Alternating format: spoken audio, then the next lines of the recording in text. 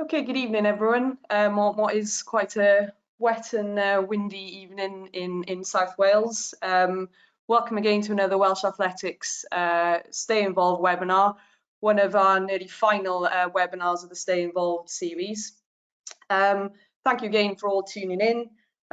For tonight's webinar, we're joined by Lucy Marland, who will take us through fueling for endurance, training and racing. Lucy will go through a bit more about her background and her professional qualifications, but Lucy is a registered dietitian with a specialist interest in sports nutrition, and she's also, which I'm sure she may not tell you, she is actually a Welsh International runner on both cross country and the road, so she's got the professional and the sporting background. So a few housekeeping rules before we start. So again, you're all on mute, so a lot of you have already been to these webinars before. There will be a Q&A at the end, so any questions, just pop those in the questions drop down, and also any technical issues, if you pop those in the questions drop down as well, and I'll try my best to deal with that. Okay, so without further ado, I will hand you over to Lucy Marland. Hey Liz, thank you very much for the introduction. Can everyone see? I see my screen. Am I starting the broadcast? Yeah, all started for you. Yep. For you to see. Yeah, it's all good my end. Lovely, thank you. It's so weird not having the feedback from an audience, but thank you very much for inviting me on tonight and taking part and delivering this webinar on nutrition for endurance running. A special thank you to obviously Welsh Athletics and Sport Wales as well, who have supported me in creating tonight's presentation. As Liz said, I'm a registered dietitian, so I work in the NHS that's my day job, and I'm also currently studying for my sports nutrition masters in St Mary's in London. So I'm currently in the middle of writing my dissertation, where I'm looking at female endurance athletes and how they supplement using nitrates and how that then impacts their performance. So it's been an interesting lockdown for me, sending out supplements and things like that, trying to conduct my study, which it's been interesting. I also did a dissertation in my nutrition and dietetic degree as well, looking at endurance athletes and their sort of how they prepare for training versus events, and sort of what training techniques they use or what they've heard of and what they then use. And it's interesting to sort of see the knowledge versus what people actually do. And this is kind of one of the interests I had specifically for tonight as well, to hopefully sort of clear up some of those terms for you. So without further ado, let's get started. So I'm going to be doing a bit of a Mentimeter on one of the later slides. So if people are able to open another screen on their device and go to www.menti, so that's MENTI.com, and then I'll be giving you a code which will open up to a question. Hopefully it'll work. If not, it's absolutely fine. We've got other ways we can do this. So let's crack on.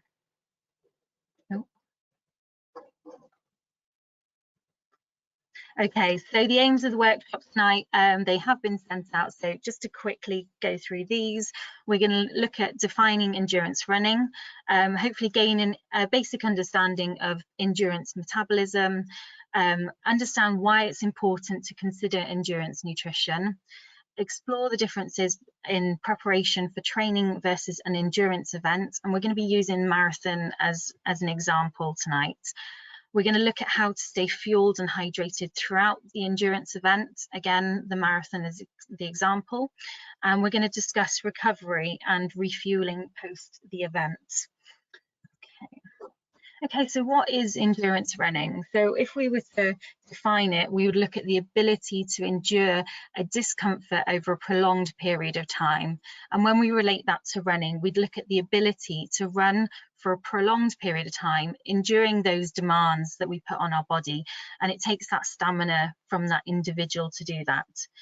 So what does it mean physiologically? So the body's ability to take in oxygen in an aerobic state and utilize that oxygen then to generate energy and to sustain that exercise. So part of the physiological demands, I know you've gone through with Dan Nash in his earlier webinars, so hopefully I can lead on from that a little bit. Okay, so if you have managed to get Menti up, this is the code that we're going to be using, and I just want you to sort of pick out some words for me on why you think it's important to consider your nutrition as a runner.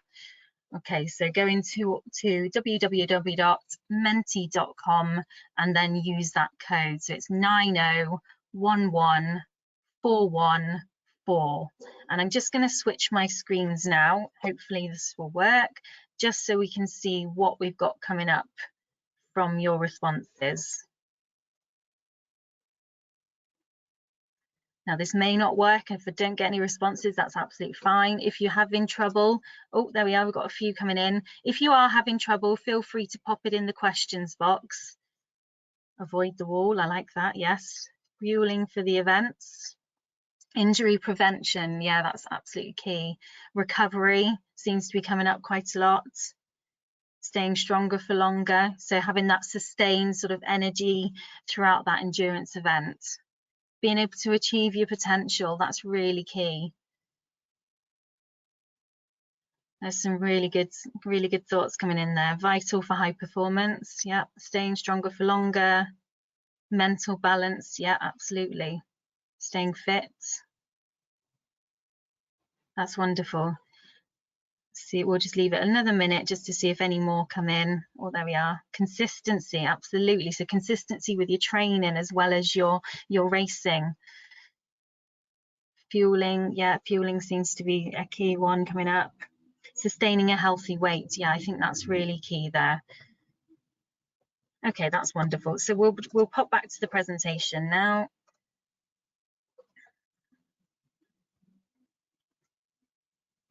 Oh, thank you for all the input there. It's just really nice to sort of see what people are thinking about when they're thinking of endurance running. So as we're obviously alluding to, nutrition is really important for endurance running. Without it, obviously, we're looking at a decline in general, just overall health and immunity. We're looking at the inability to recover from training sessions, unable to make progress, which was picked up there. So you're not having that consistency in performance then. You're looking at, you might be getting increased injuries. You're putting your body under a lot of stress with the inflammation that we put it through from doing these training sessions. And there as well impact on mental health, which was raised. So have you ever tried to run when you felt unwell, when you've had a cold, when you had a flu or had a toothache, felt dehydrated? It's really hard. It's hard to motivate yourself when you're not feeling 100%. And it's not uncommon for athletes to watch what they eat, especially maybe consuming fewer calories than what they need for that activity and what we're asking of it. And a thing that's being talked about quite commonly now is something known as Red S, or the Female Triad. And this is known about people not eating the right amount of energies to sustain that what they're asking from their bodies. So it's a really key topic to be talking about, especially maybe for coaches and parents of who are coaching younger athletes. It's really important to sort of know the signs and that they're looking for, and to sort of pick up on these things and try and support athletes in this position, as food restriction can then lead on to other health implications. So it's really important to sort of understand that this is not only females, this is men as well that can go through this. And we know that men and women under the age of 20 especially, who are not eating enough energy or not getting enough calcium in their diet, can have implications with their hormone balances. And this is where we're putting down that really important bone growth in this age group. So the more you restrict within that age group, the more you can sort of decline your bone health. So it's really important to pick up on things now. Okay. Oh, where that's going. Okay. So looking at endurance running, Okay, so this is taken from a recent study, and they're looking at classifying endurance running. So we've got anything from the 10,000 meter race up to the 50-kilometer race walk. And as I said earlier, we're going to be looking at the marathon distance tonight. Okay, so I just wanted to sort of highlight that obviously there's quite a range in distances which we could bring into endurance sport, but tonight we're just going to focus on the one. And now I've been lucky enough to speak with Natasha Cockram, who is our Welsh female record holder for the marathon. So she's provided a few examples which I'm going to be including later in the presentation. Okay, so we just want to know what we're doing to be able to sustain us for that distance to ensure that our muscles can get us through in the best ability that we've got. We obviously know that we've got different abilities of runners. So we've got from recreational runners up to obviously like Natasha, the elite of the elite. So we're looking at a variety of different times as well, and this needs to be taken into consideration. Okay, we're just going to quickly go through the human metabolism. Okay, so within the human body, we have 3 different power systems that supply our body's energy stores. Okay, however, we only have one fuel source, which is required for muscle contraction and is the most important to athletes, and this is known as ATP, adenosine triphosphate, also known as energy. Okay, so these 3 energy systems that we have, we've got ATP creatine phosphate, we've got the anaerobic glycolysis or lactic acid cycle, which Dan covered slightly in his presentations a few months ago, and then we've got the aerobic system as well, so the glycolytic, which is also known as the carbohydrate cycle, or the lipolysis, which is also known as the fat cycle. So your body needs a certain amount of each of these to carry out what we're asking in endurance running and racing. And thankfully, our body has the ability to store certain amounts of these of this glycogen and glucose within our muscles and our liver. So we're able to use this to then utilize whilst we're training and racing. So we also need to remember that also the brain is one of the biggest users of glucose within our body. So we're not only using eating to supply our muscles, but we're also eating to supply our brain as well. Okay, so we've got our carbohydrate stores, and these are stored within our blood glucose. So we've got our roughly 80 calories. We've got our liver glycogen, which is around 400 calories, and then our muscle glycogen, which is between 14 to 1800. We've then got our fat stores, and as you can see, these work up to quite a high amount. So our adipose tissue, which is our largest fat stores, around 80,000 calories. Now, obviously, these are going to vary depending on the size of the person that you are, your height, your weight, and everything like that. So this is just generic at the moment. We also got our protein stores. Now, this can be broken down to energy, but we ideally want to avoid this. If you can imagine, you start breaking down your muscles. Your muscles are what we need to get you through that race or get you through that training session.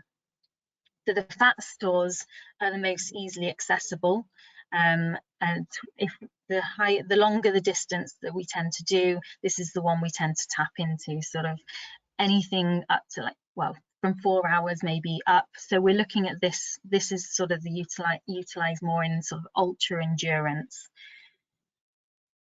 Okay, so we've looking at the word cloud earlier. Someone said something about hitting the wall. Okay, so this tends to be the feeling that you could get when you're getting towards the end of your glycogen stores. Okay, so this is the point that we need to start to think about, or prior to this, about refueling so we can avoid that.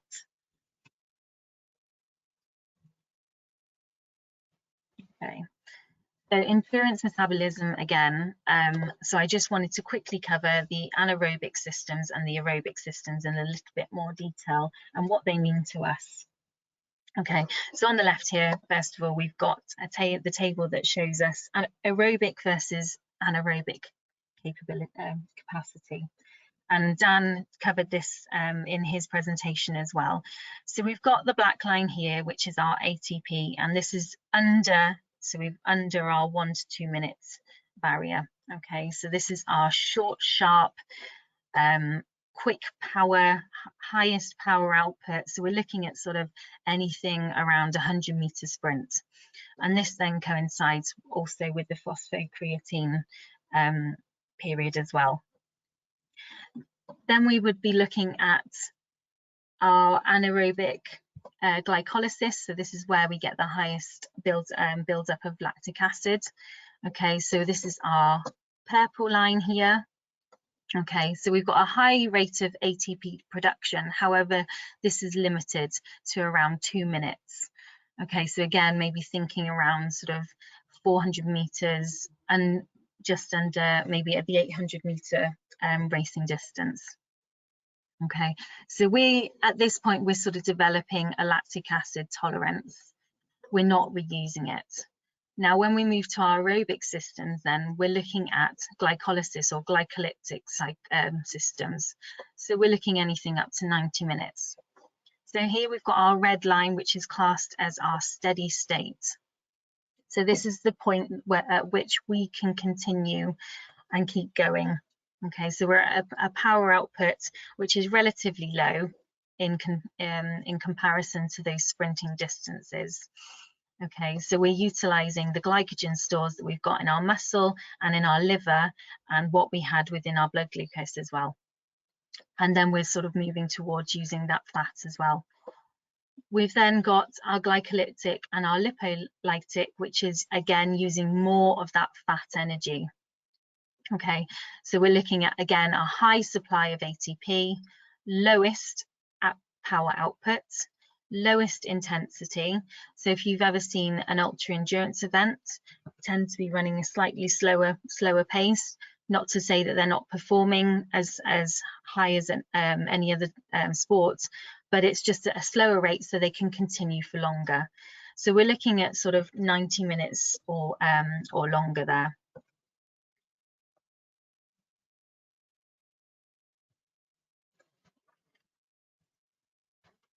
Okay, so from my background as a dietitian, I wanted to cover the basics of the Eat Well guide because I feel it's really important as a runner to just have the basic knowledge of what a good balanced diet is. Okay, so we need to know how much we need, but we need to understand the basics of that first of all. And I understand this has been covered in another presentation, but I still want to just quickly cover this briefly, just so we can understand as we move on through the presentation. Okay, so this is a really good place to start. So if there's any coaches or parents looking to pass information on to their young athletes, then this is a really good, useful resource. Okay, so generally speaking, we've got our yellow group here, which is our carbohydrates. So this is what provides us energy. This section also provides fiber, which is really vital to keep our bowel movements healthy and keep everything moving. Okay, so this is a section that we need to be considering when we're thinking about training and racing. Fiber can cause GI upsets, should we say? So it may be that we're looking to utilize lower fiber content foods when we're moving into sort of those race conditions. We've then got our purple section. So this section is just as vital. So we're looking at unsaturated fats, so our plant-based fats here. And these are going to be used for cooking.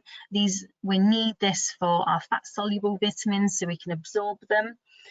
We also need this as part of a refueling stage after a really hard session as well. So this is just as important to consider.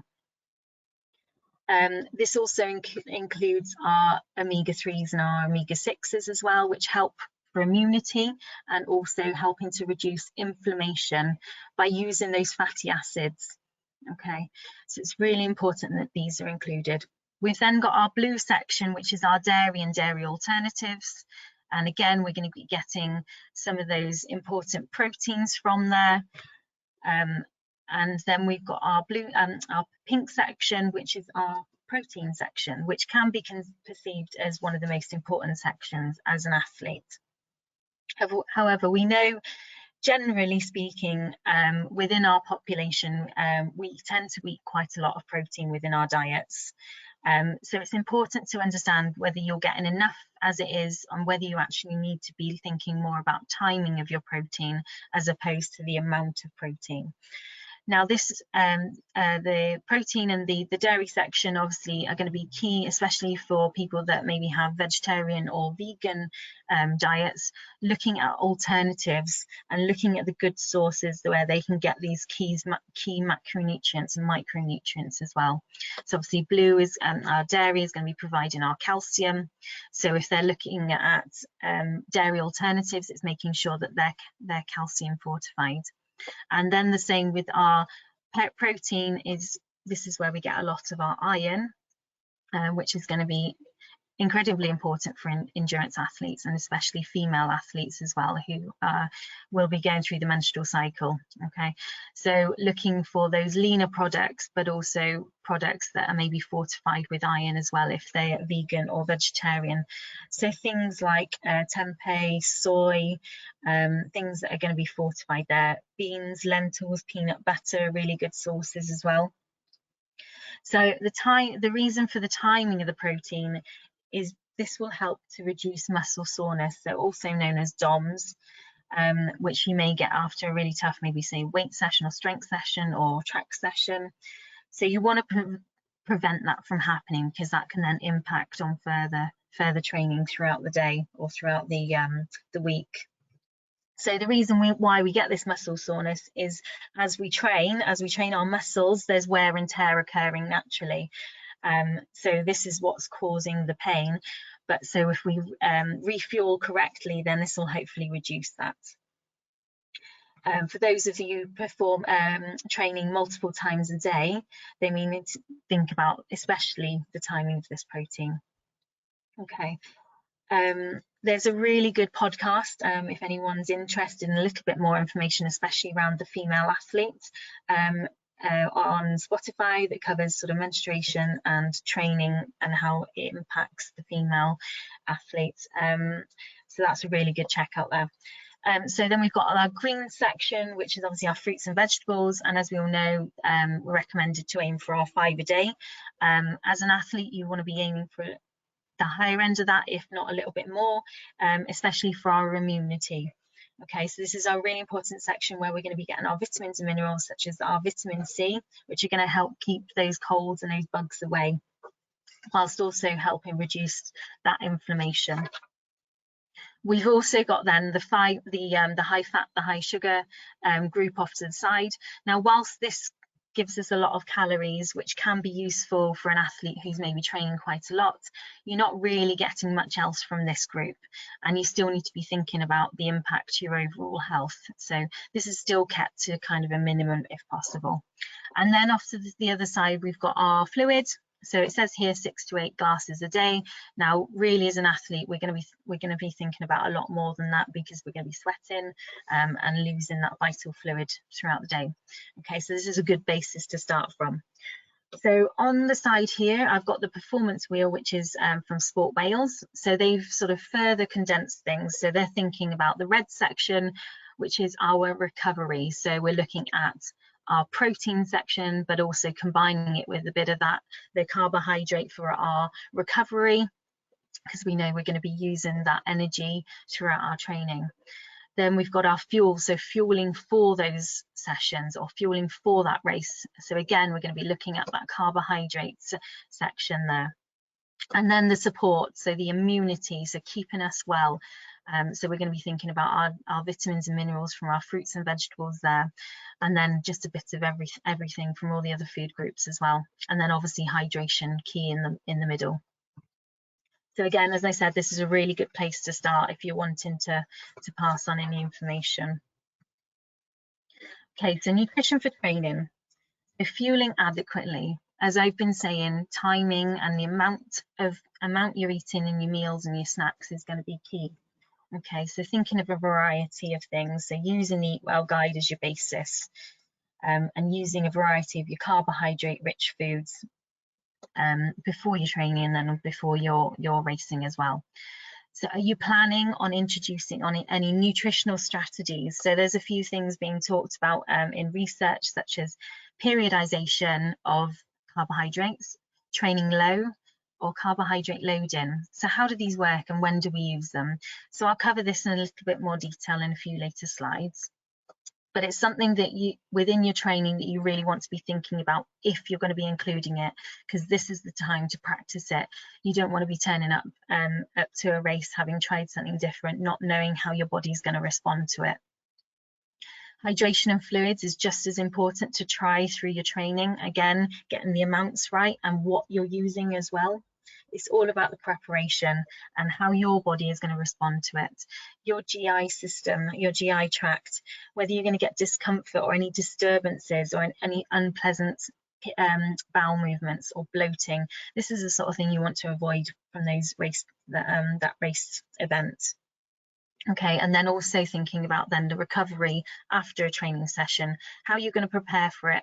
At the moment, we're all in slightly strange training situations, so maybe you're having to travel further than what you normally would for training. So it's thinking about how you're going to use that recovery window that you've got, and be prepared for it. So you taking things with you for the car journey on the way home, or when you're traveling home, or have you got things prepared for when you get home?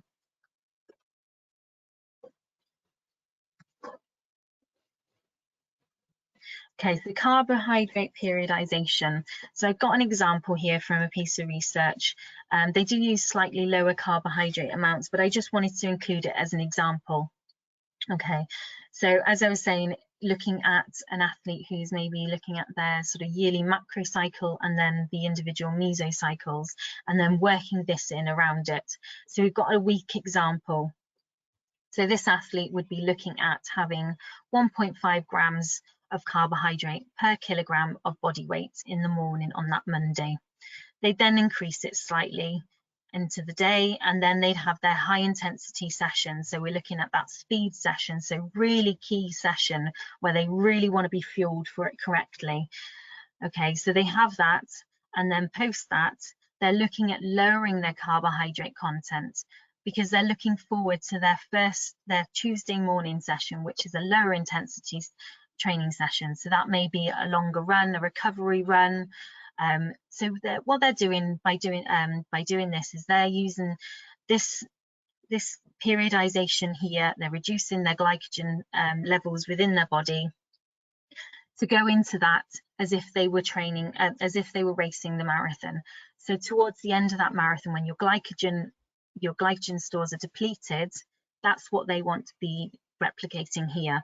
So they're practicing for that.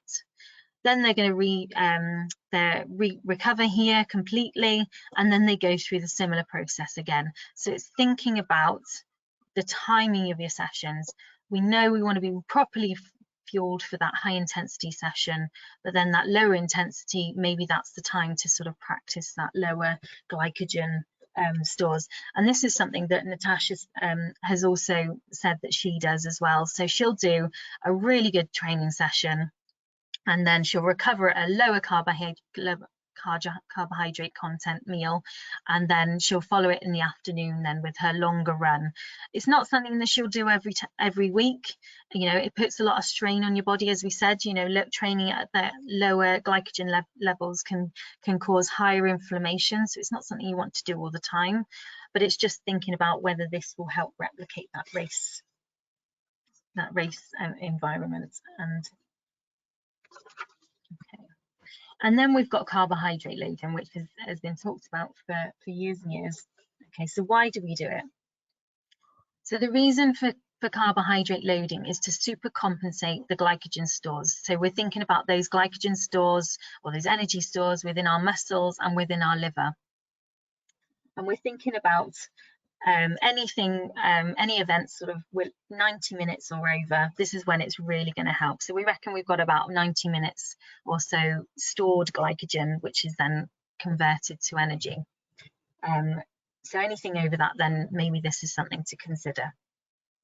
When do you start it? Different research states different things, but roughly about 48 hours prior to a marathon, you could think about increasing your carbohydrate content. So what does it look like? Okay, so we've got an example here. So we're going to be increasing our carbohydrate intake from between sort of around 5 grams per kilogram of body weight. So this may be our general sort of weekly intake. So we're looking at this example, and this is a really great example I've taken from Welsh Athletics website, written by Hilary Wickett, which is really useful. So we're looking at a 60 kilogram athlete who would normally have around 300 grams of carbohydrate a day. And then for their loading, so those 48 hours prior to that race, they're looking at increasing it. So they're looking at upping it to between 7 to 10 grams per kilogram of body weight. So you can see they're going to be increasing up to around 420 to 600 grams. However, obviously this is dependent on your body size, the intensity that you're racing at or training at, obviously what you can tolerate as well. I mean, this is a lot of carbohydrates, a lot of eating. You know, it's figuring out how you can get that amount of carbohydrate in and whether you can tolerate it. So again, this goes back to training and really practicing that training, that nutrition routine that you're planning on trying. We also want to think about what types of carbohydrates that we're going to be using. So we said earlier about fiber, so we're looking at that, especially in this 48 hours prior to that lower fiber option. Okay, so we want to go low residue is what they would term it as. Okay, so again, this will help slow down digestion, help reduce the movement of that, or the speed of those bowel movements, and decrease any unwanted movements during the race. So you're looking at sort of swapping from our whole grain brown versions of bread and pasta to the white versions, so you're reducing that fibre within those, and looking at cereals, maybe reducing or stopping those whole grain versions such as shredded wheat or bran flakes or Weetabix, and going for those less fibrous versions of like Rice Krispies or cornflakes. So we've got a good example on the side here. So we're looking at this example. So this is in the 48 to 36 hours prior to the race. So we're looking at porridge with our honey and a banana, followed by 2 slices of toast, again with our glass of orange juice, which is also going to be giving us some carbohydrate there. Homemade energy balls, which I think are brilliant because you can sort of make them how you want. Also really good to use around training. We've got a tuna baguette in there with flapjack and a milk-based drink. We've then got some rice crackers with some hummus, our pasta bolognese, again going for that white version of the pasta, and then a dessert, and then finishing off the day with a yogurt or a dairy alternative. And then we've got the day before the race. So again, going for those lower fibre options, so cornflakes with milk or milk alternative, white toast or fruit toast with jam. Then looking at the snacks as well, so rice crackers, cottage cheese, grapes, white pasta, and we're reducing again. We've got a small portion of roasted vegetables there, but just thinking of keeping that sort of minimal. And then moving on through the day, again, we've got stir fry with our white noodles, and then our desserts and fruit juice in there as well. So obviously, again, this is going to vary from person to person depending on their size. And trying this before. When it comes to the day off, we've got, so our next one is we're looking at support and immunity. So there's been a research paper carried out in 2019 and looking at upper respiratory tract infections, so like the common cold or chest infections, and they found that there was a huge majority of athletes that never made it to key sort of Olympic or world championships due to illness. And so they looked into this and obviously came back that it was obviously resulted from reduced intake of these sort of immunity providing food groups. It's really important to be considering this all the way through. So our fruits and vegetables, our fibre, obviously leading up to that event or prior to that event, for our good bowel health, our vitamins and minerals, and then helping to reduce that inflammation and minimising that wear and tear. So recovery post the event and also post training. So again, preparation is going to be key. Things to consider, you know, where are you? Where are you? Are you in a different city, in a different country? Are you able to take things with you? If you're training, we know that the optimum window for recovery is between 0 to 45 minutes post session. So, I mean, it's hard to eat when you do finish, but it's thinking about how you can sort of maximize that recovery window. Protein is required, so for rebuilding and repairing the muscles, and it's really important to plays a really important role into how the body responds to exercise. Okay, so as we said earlier, it's not necessarily about the amount or increasing the protein to, you know, increase those or get bigger muscles and things like that. Big muscles aren't important in endurance running. Maybe strength athletes, absolutely. So when it comes to the amount of protein we're looking at, for say a strength athlete, they'd be looking at 1.2 to 1.7 grams per kilogram of body weight per day on those hard session days. So for an endurance athlete, we'd be looking at the lower end of that, so 1.2 to maybe 1.4, which is just slightly higher than, say, the general population at about 1 gram per kilogram of body weight. So thinking how you can use that. So it's providing energy requirements are met within a healthy diet. Will meet those requirements, but again, it's that timing. So 8 studies have shown that adding having an addition of 15 to 25 grams post-workout or a workout meal or snack can help boost glycogen storage and reduce that muscle stress and soreness, and then promote that muscle repair. Obviously depending on your goals, your muscle training intensity, and really using that snack to maximize that anabolic window. In terms of gender, doesn't really seem to make a huge difference in terms of gender, but age can be a sort of a limiting factor. So the older we get, the more important it's really to think about that protein and that recovery. So as the muscles break down, this could lead to muscle wastage in older age. So we really want to be thinking about replacing that protein there. Okay, so muscle is gained through a combination of resistance training and diet that equates that is adequate in energy and carbohydrates and protein, obviously. So it's not just focusing on that protein in the recovery. Okay, so this is hopefully a practical example of what you could be using as that recovery meal.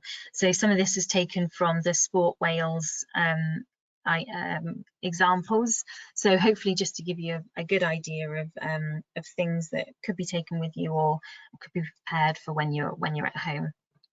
Okay, so we've got a few snack ideas, so sushi, some yogurt, milk is a really good one for recovery after a session, because you not only getting that protein in there and the carbohydrates, but also those electrolytes that are going to be really key for rehydration. Again, I've put on my homemade recovery snacks just because I use them myself. So again, you can make them how you want to make them, you know, change up the flavors. My recent ones were orange and chocolate, which did smell like Terry's chocolate orange, so they were lovely. But you know, it's a good thing to sort of try and experiment with those. They don't take a lot of time. You don't need a blender. You're chopping up things and just mixing them in a bowl. So I really recommend sort of thinking about that recovery snack that you've got and what your options are. Okay, so hydration. So how are we replacing that lost fluid and also that lost electrolytes? Okay, so this all depends on your body size, your sweat rate, the environment. How warm is it that you're running or training or racing in? The amount of exercise and also the intensity that you're training at. Okay, so it's really important prior to a session or a race to think about drinking throughout. We want to avoid getting to that point where we already are dehydrated. And a good indication of that is looking at this urine chart at the bottom here. So maybe checking before you do a session, see what colour I know it's not pleasant, but it's just a good indication of hydration status. So 1, 2 and 3 is ideally what you want to be aiming for. Anything from 4 upwards, then we really need to be considering having extra fluids before we do any activity. We need to remember that most of our body, around 60 to 70%, is made of fluid. So this is a really key part of to be included in that training plan. Okay, so you've got a lot of different tools that you can think of when looking at rehydration. So there's a lot of different brands that do rehydration tablets or powders. As I said earlier, milk is a really good one as well. Tea and coffee can be included as well. Whilst they are a diuretic, you know, they can still be included in there, and obviously water. So if we're thinking about our sweat rate, we can work this out if anyone is interested. So I've got an example. So if you were going out for an hour-long run, you could weigh yourself, ideally without your clothes on, prior to running. And the example I've got is a 70 kilogram weight before this run, and then you'd weigh yourself when you came back, ideally again without your clothing, so toweled off all the sweat that you've lost. And then we'd be looking at a weight of maybe around 68 kilograms. Then you would add on any fluid which you consumed during that run or during that session. So for this example, I've got 1 litre. Therefore, so you're looking at 70 minus 68. So it gives us a 2 kilogram, and then adding on that 1 litre. So we're saying 3 kilograms per hour is our sweat rate. Okay, so this is quite an extreme example, and you probably won't be losing that much, but it's just good to sort of understand that 3 litres per hour, or 3 kilograms per hour, is the 3 litres. That's what you're losing in that hour. So that's what you want to be replacing when you get back in from that run then. So it just gives you an idea of how much you're losing then. Another good indicator, other than urine, of dehydration is looking for things like dry mouth or cracking lips. Fatigue is a really big, a really key point, indicator of dehydration. Dizziness, and then decrease in appetite, which then can obviously then impact that post-training or race snack. We do have to be mindful though that obviously we can excessively consume fluid, especially water, plain water. Drinking too much water could cause hyponatremia, which is where we sort of saturate our body and dilute those important electrolytes that we need within our cells. So it's important just to be mindful that you know that can happen, but that's quite extreme cases. Okay, so nutrition for the event. So we're thinking about race day, and again, like I say, Natasha's provided some good examples here, so grateful to that. To her, sorry. So we're looking at that sort of morning meal before the event. So we're looking at 1 to 2 grams of carbohydrate per kilogram of body weight. As that morning meal. So, and then the timing from your meal to your race completely depends on you and what you're used to and what you've practiced. Some people can tolerate things slightly closer, whereas others sort of have to use around 3 or 4 hour gaps. Okay, so it's making sure you're getting that right for you. Again, looking at reduced fibre and reduced protein intake at that time, because you want to be reducing any chances of GI disturbances during that race.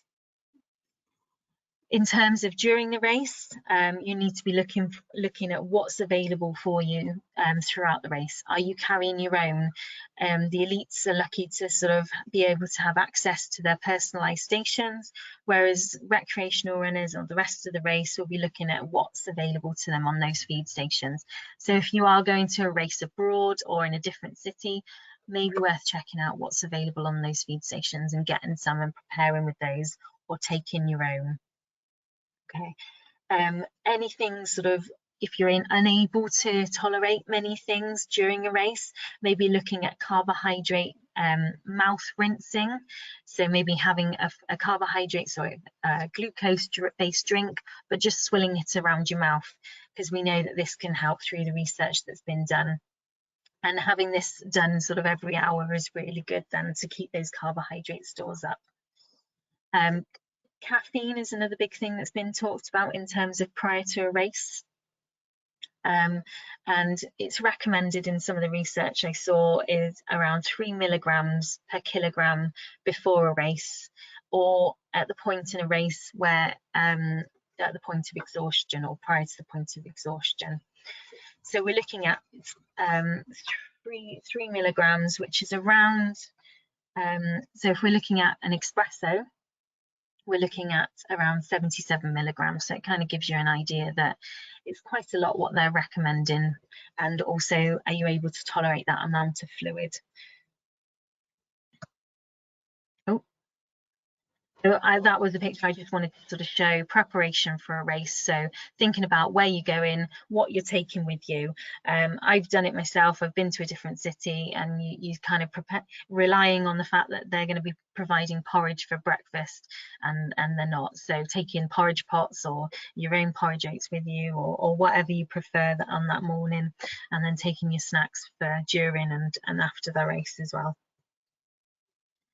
Okay, the supplements I just wanted to touch on. Obviously, we would recommend, especially within training, food first where possible.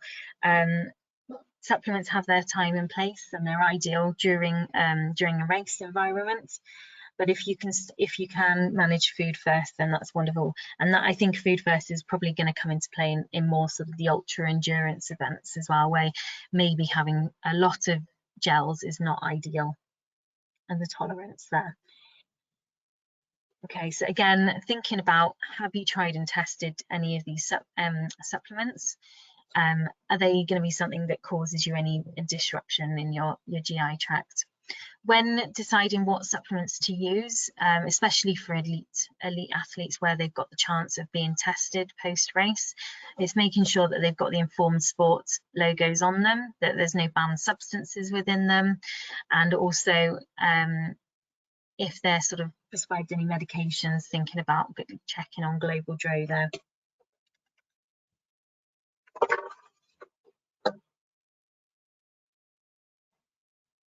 Okay, so this was Natasha's day race plan, nutrition plan, sorry, which she kindly shared with me. So we look at sort of her evening meal prior to the race day, and we've got a rather plain bowl of pasta, but that, as we were saying, you know, we're looking at low fiber, low residue meal prior to that race morning. Okay, then we've got our morning, and so she's looking at what she always has, her bowl of porridge with a banana and a yogurt, and then starting to think about hydration as we get the day started. Then you're looking at her warm up before the race, again thinking about hydration. And then she shared that she really likes her Jaffa cakes or jelly babies before that race. So just that, you know, if she feels she needs that little bit of energy before she goes into it. But she's tried and tested this, so she knows she can tolerate that.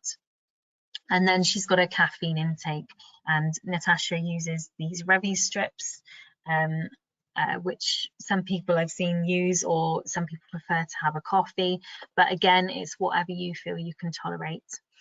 Okay, so then we've got going into the race, and we've got the SIS gels, so we've got the glucose-based ones to start with, and then towards the end we've got the caffeine one. So when we're feeling like we're getting that fatigued, we need that energy, but we also need that caffeine as a pickup there.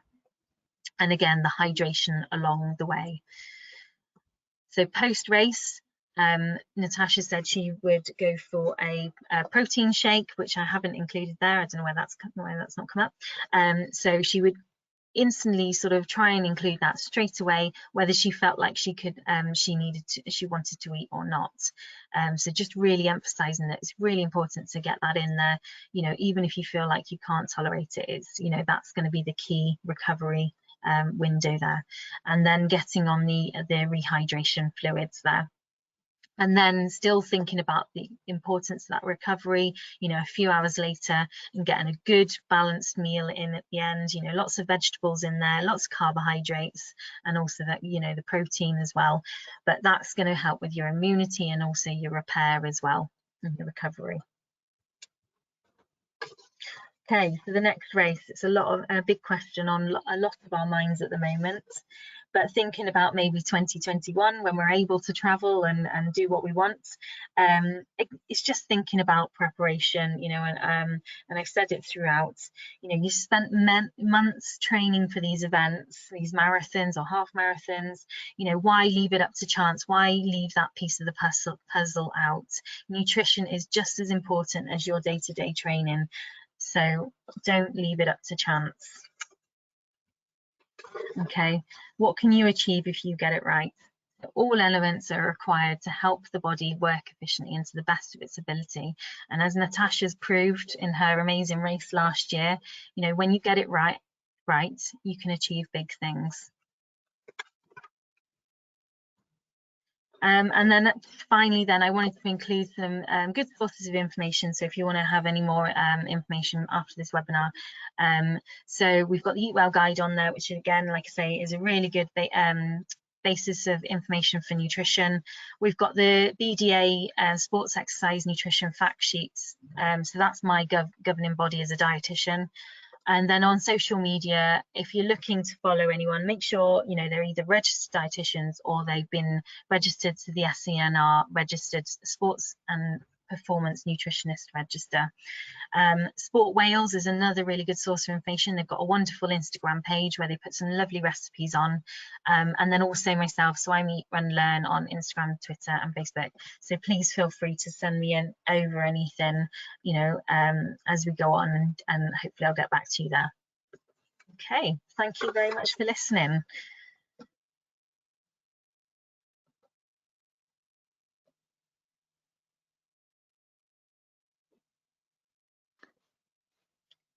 Do we have any questions? I'm just looking if we've got any questions, sorry. Oh, I can't see them. Why can't I see them?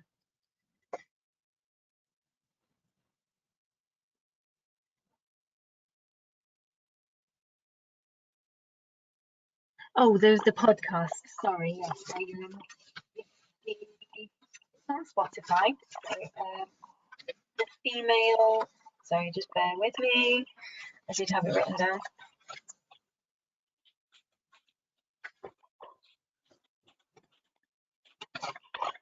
If I can't find it, I'll pop it in. I'll pop it on my Twitter page later. Oh, so it's Female Athlete Podcast, and they're on Spotify. They've got a really good range. They did quite a lot throughout lockdown.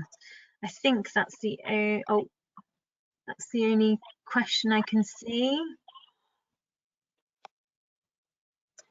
So the older athletes. Sorry, Liz, I'm struggling to see the questions. You want me to pose the questions to you if you want? I'll just go through them. So Di Roberts is asking about any differences for old endurance athletes 60 plus. Di, that's not that old, by the way. As I said earlier, sort of touched on briefly, protein, sort of making sure you're refueling after that race. So looking at increasing that sort of maybe that snack post race or post training session, because we'd want to reduce that chance of muscle wastage. In terms of figures, I would maybe go for the higher end, so it was the 1.2 to the 1.4 grams per kilogram of body weight, so maybe going sort of towards the 1.4 end, just to try and reduce that chance of muscle wastage. But yeah, like you say, 60 is not old. Another one from Eva Brewers asking, how often would you refuel during a race? So would you take on fuel, say, every hour or half hour? What's the kind of rule of thumb, I suppose? So if we're thinking about the marathon, so I haven't actually done the marathon myself, but Natasha did say, so she would take, I think it was 3, where was my slide? Let's just go back to the slide.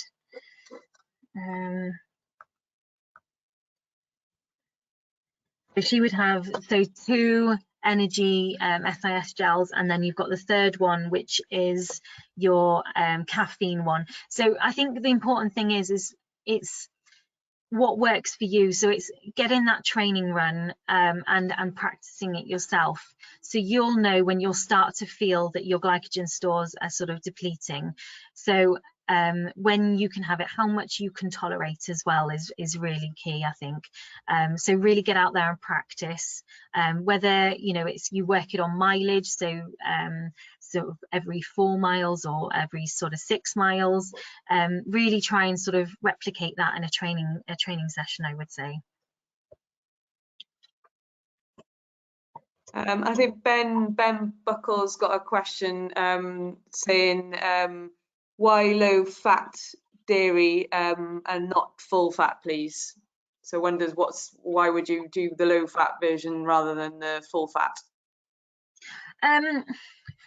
It's entirely up to you what you prefer. I mean, we just tend to say sort of low fat versions as part of a healthy balanced diet. It's entirely your preference. If you're concerned about fat intake, then that's why we'd sort of go for the lower fat option. But full fat's just as good. So if you're just looking at your calorie content, then that's maybe where we would look at that. But yeah, absolutely go for full fat if that's what you prefer. You're going to be getting the same sort of protein and your nutrients there as well. It's just maybe going for looking at maybe the sugar in there. Natural yogurts are really good as opposed to sort of maybe fruit-based ones. Great. Bev Tucker, Lucy's asking, can lower fibre foods pre and day of race increase inflammation in endurance athletes? She says, I find sugary low fibre foods cause aching joints, but she has got the caveat saying I am 53 and like long distance fell type races. So yeah, so it's an extra added bit to the question. Okay. Sorry, what was the first bit then? Sorry. Sorry, can lower fibre foods pre and day of race increase inflammation in endurance athletes? So I don't know. I'm afraid I don't know, honestly. I mean, I've never experienced it, or I've never heard of anyone's. I don't know what the evidence is on that. I mean, I just know that a lower fibre option is what is recommended. You're not going to be doing it for a long period of time. It's like you say, it's just almost that couple of days before. So again, it's getting that practicing maybe. And if you are finding that it's causing you sort of aches and inflammation, then obviously going with what works for you. You might be able to tolerate a higher fibre version, so absolutely fine. But I just know what the research is recommending, and that's why we sort of say that lower fibre option. There's no further questions, Lucy. I'm not sure if there's anything you want to add to finish off, or anything you want to wrap up on. No, well, I just, if there are any other questions, feel free to sort of message me on social media or send to Welsh Athletics, and yeah, I can get back to you. Great, thank you very much, Luce, and I really appreciate your time and putting the effort into putting this together with the support of Sport Wales. Again, thanks to everybody for joining. As Lucy said, any questions, just send them over to us, or obviously Lucy's got her Twitter account that you can look at as well, and Instagram. And yeah, look forward to seeing you. Our next webinar is actually physiology of endurance for masters athletes. So for those of you who wanted to know a little bit more about how your physiology changes with age, then that's a good one for you guys to tune in. But yeah, thanks for attending this evening, and I look forward to seeing you at a future webinar. Thank you.